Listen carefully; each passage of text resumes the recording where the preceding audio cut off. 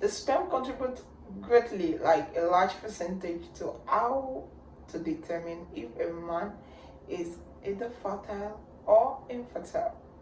Hi everyone, my name is Akitunde Gbemisala and I'm a fertility nurse, and today we're going to be talking about a normal sperm. What does a normal sperm look like?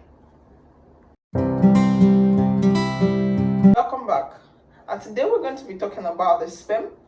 And the sperm is the male reproductive cell or gamete, and when we mean gamete, implies that half of a whole, yes, half of a gamete, because it is when the male sex cell, the male sperm, actually fuses or fertilizes the egg, which is also a gamete, and to form the human embryo. Yes, it forms the human embryo. So the sperm is actually very important for fertilization to actually take place. And the sperm contains three major parts that it needs to have to be able to function. So its structure, we have the head, we have this mid piece, and we have the tail. So these three parts is actually what a sperm is supposed to contain, a sperm cell is supposed to contain, so that it can actually fertilize an egg properly. The sperm, the head of the sperm, so the head of this structure contains the chromatin. So it is in this chromatin that the DNA is actually contained, that has those chromosomes, and each sperm cell contains 23 chromosomes.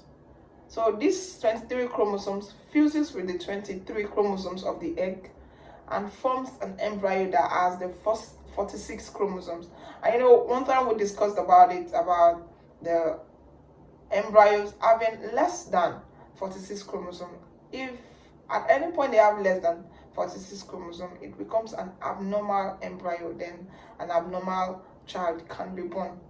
Yes, because the DNA of the sperm cell is supposed to contain 23, and the DNA of the egg is supposed to contain 23 to make 46 chromosomes to be able to fertilize and give us a normal 46 chromosomes in an embryo. Also, the head of the sperm contains the acrosome, and the acrosome is containing this protein. It contains some proteins, and so it is in these proteins that allows the head of the sperm to be able to penetrate the shell of the egg. Yes, so this acrosome actually plays an important role, and that is why the head of the sperm cell must contain the acrosome. Yes, because the head cannot just penetrate, the mid piece can penetrate. It is still this head that contains that protein that can penetrate into the egg.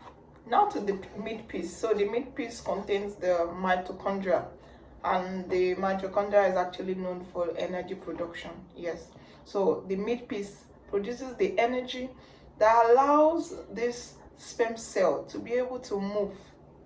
So because it needs energy, and that's why it looks like when you as an human being, you've not eaten, and somebody tells you to come and take a walk, how do you feel? Weak.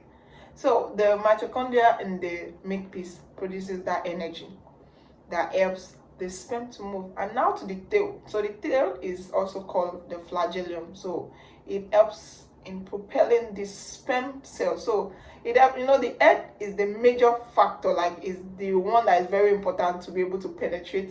The mid piece would help to put the energy that it needs, and the tail now, the function is actually to help it move, like to move very well. So that is why the tail, its function is actually to propel the sperm cell forward to be able to fertilize an egg. And if you look at the structure, you can discover that it looks like a very simple structure, but very important. They have their importance. So let's take that the head now is bent, because the head is supposed to be straight and it's bent.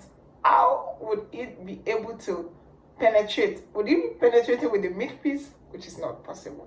So imagine that the sperm has lost its tail. Who would push it forward? And this is also the abnormalities that happen with the sperm. If you'd like to know more about it, just drop it in the comment section. If this video has added some values to you since we started, please do like share, and subscribe.